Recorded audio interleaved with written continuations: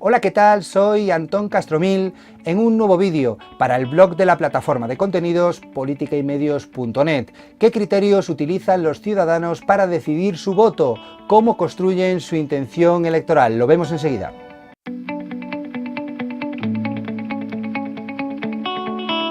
La sociología electoral, la explicación del voto, la explicación del comportamiento electoral en las democracias es uno de los elementos que a mí más me interesan, hasta el punto de que con la actual renovación de los planes de estudio en la Universidad Complutense y nuestra Facultad de Ciencia de la Comunicación, os estoy hablando en el verano de 2018, voy a proponer, junto a otros compañeros de la sección departamental de Sociología Aplicada en la Facultad de Ciencias de la Información, voy a proponer la inclusión de una nueva asignatura optativa que se denomine más o menos, la propuesta es que se denomine Sociología Electoral. La idea es formar de manera especializada a los periodistas para cubrir la información política en general y electoral, unas elecciones o una campaña electoral en particular. Yo creo que va a ser una asignatura muy interesante y quedamos a la expectativa de que las autoridades académicas la oferten en la planificación de los nuevos grados que, como os digo, va para largo, pero como os digo,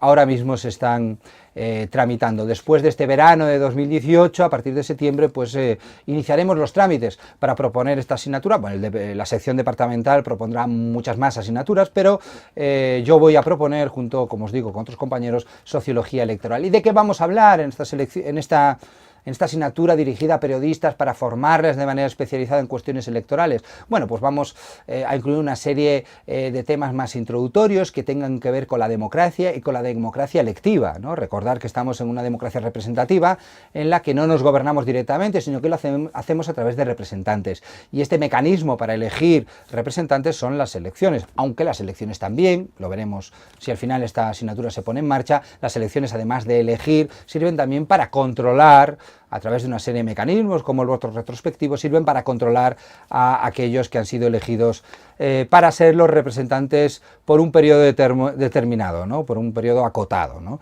Bueno, estas son pues las características de la democracia representativa, de corte electiva, las funciones de las elecciones, y hablaremos también de la campaña electoral, porque es un momento especialmente comunicativo, especialmente importante, en la cual las élites de los partidos políticos, los candidatos, se comunican de una manera a veces exasperante con sus electorados. ¿Por qué? Porque están buscando el voto, evidentemente, están buscando el voto. Pero bueno, el bloque de temas más importante y más interesante, yo creo, en esta futura asignatura de Sociología Electoral será contestar a la siguiente pregunta de investigación: ¿cómo vota la gente?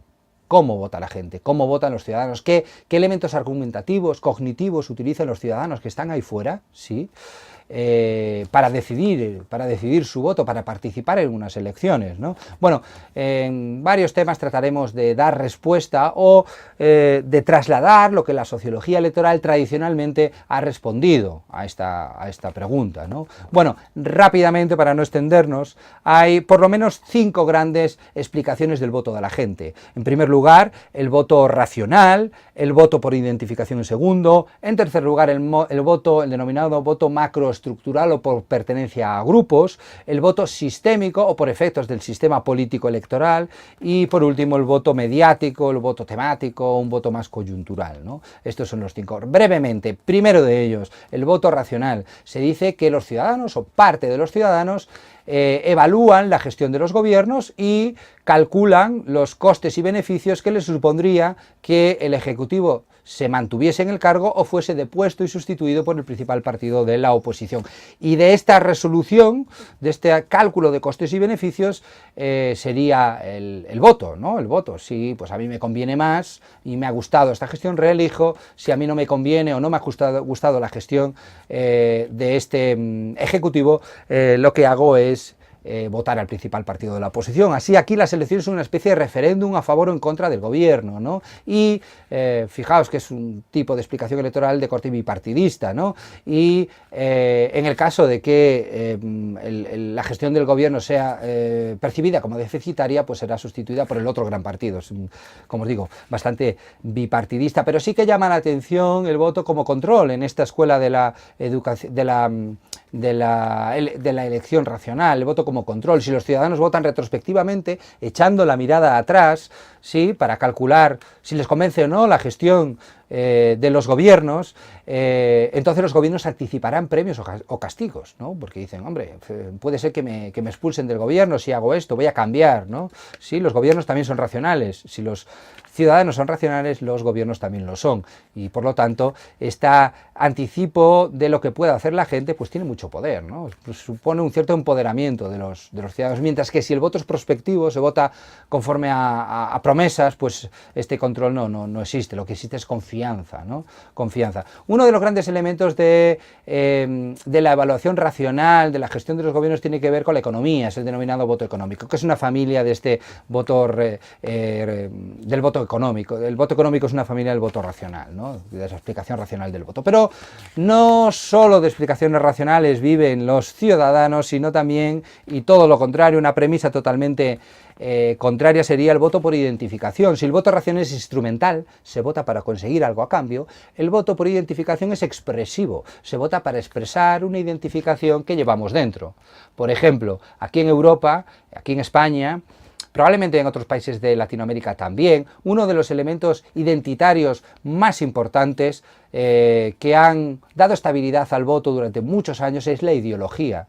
Aquellos electores identificados con la ideología de izquierdas o de derechas votan a partidos de izquierdas o de derechas porque están identificados con una ideología. Los ciudadanos se ubican en una posición ideológica, los ciudadanos ubican los diferentes partidos de su sistema electoral, de su sistema político, en las diferentes posiciones y votan aquel que está más cerca de su posición ideológica. Es el modelo de la distancia menor, ¿no?, moneda de distancia menor. Otros elementos de identificación, además de la ideología, el típico modelo americano de la identificación partidista. Los americanos entienden la política bajo las etiquetas de republicano, lo que vendría a ser la derecha en Europa, y demócrata, lo que vendría a ser la izquierda en Europa, ¿no?, en otros lugares del mundo, ¿sí?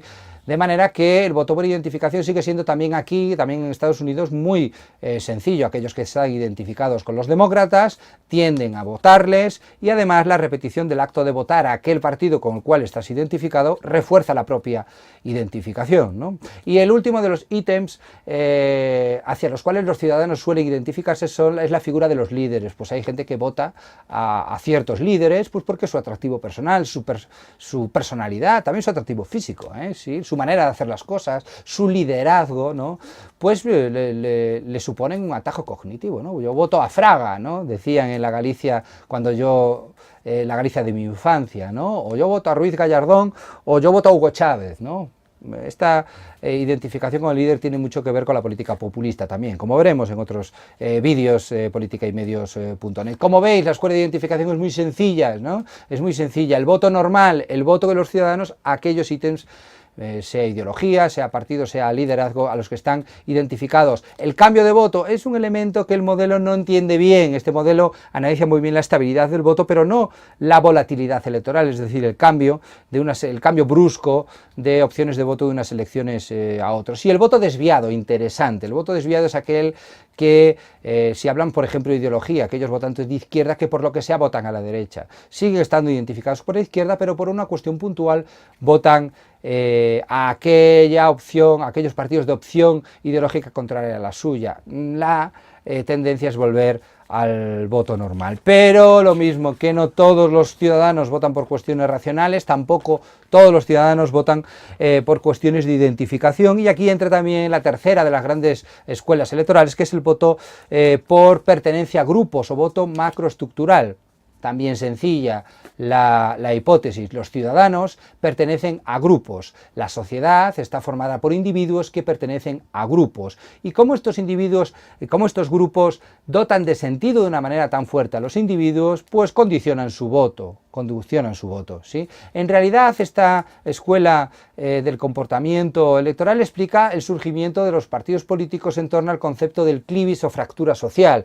Han existido en la historia de Occidente una serie de acontecimientos políticos sociales tan importantes que han quebrado a la sociedad en dos grandes bandos. Por ejemplo, la Revolución Industrial quiebra la sociedad entre capital y trabajo. La Revolución Nacional, el surgimiento de las naciones, quiebra la sociedad entre los identificados con una nación y los identificados con otra nación distinta, con otra denominación nacional distinta.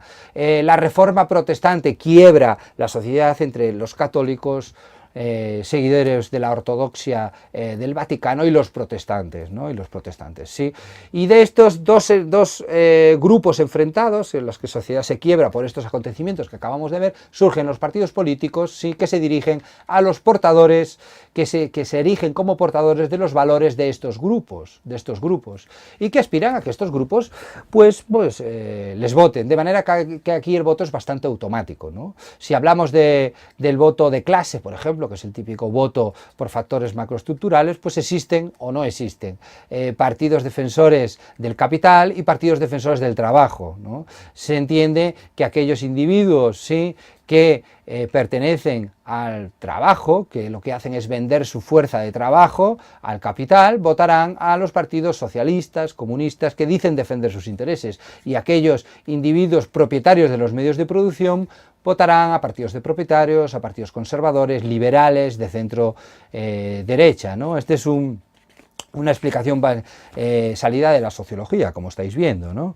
Y también, además del voto racional, del voto por identificación, del voto por pertenencia a grupos, está el voto por efectos del sistema electoral. ¿Habéis oído alguna vez hablar del voto dual o, sobre todo, seguro que sí, el voto útil? El voto útil. Muchos ciudadanos saben que por las diferentes características del sistema electoral, pues no conviene votar o no resulta demasiado útil o no tiene muchas probabilidades de estar elegidos sus primeras opciones y por lo tanto votan al menos malo. Es decir, los sistemas electorales, las leyes electorales tienen elementos que los ciudadanos conocen y que los ciudadanos utilizan, ¿sí? Los sistemas electorales impactan en los partidos, pero también impactan en los electores, favoreciendo ciertos comportamientos estratégicos sino que se lo digan a la comunicación política de partidos como UPyD o Izquierda Unida o el Partido Comunista tradicionalmente en España, que han tenido que lidiar con estos comportamientos estratégicos de los ciudadanos. Es el voto por cuestiones del voto sistémico o voto por cuestiones del sistema electoral. Y por último, el voto mediático. Cada vez más en las campañas electorales se produce mayor volatilidad. Los electores votan por la acción de los medios de comunicación, por los flujos comunicativos que se establecen en las campañas electorales, por la selección y encuadre de determinados temas de debate, ¿no? ¿Sí? Con la pérdida de peso de los grandes grupos que estructuran el comportamiento electoral de los ciudadanos, con la pérdida de peso de las ideologías o de la identificación partidista, con la pérdida de peso del componente racional del voto. Muchos autores hablan de un componente de voto temático más a corto plazo que tiene lugar en la campaña electoral. Este vendría a ser el voto temático, el voto por influencia de los medios de comunicación. Y nada más. ¿Vosotros cómo votáis? ¿Alguna de estas explicaciones os sirve para explicar vuestro propio comportamiento? O lo más importante, ¿cuál de ellas pensáis que explica al menos parte del voto agregado de los ciudadanos? Bueno, como os digo, este sería algunos de los contenidos de sociología electoral, una nueva asignatura que yo voy a proponer para los planes de estudio de periodismo de cara dentro de 2 o 3 años, ¿no? Esperemos que al decanato le parezca interesante. Y si a vosotros os pareció interesante el contenido del blog de hoy, recordáis que os podéis suscribir al blog haciendo clic al botoncito a la derecha en la página principal. Os llegan por correo electrónico todas las actualizaciones del blog, y si accedéis a este vídeo directamente a través de YouTube, pues más fácil, le dais a suscribir, le dais también a la campana y no os perdéis ninguna de las actualizaciones del canal de YouTube de politicaymedios.net. Y nada más, como siempre os digo, salud y ciencia.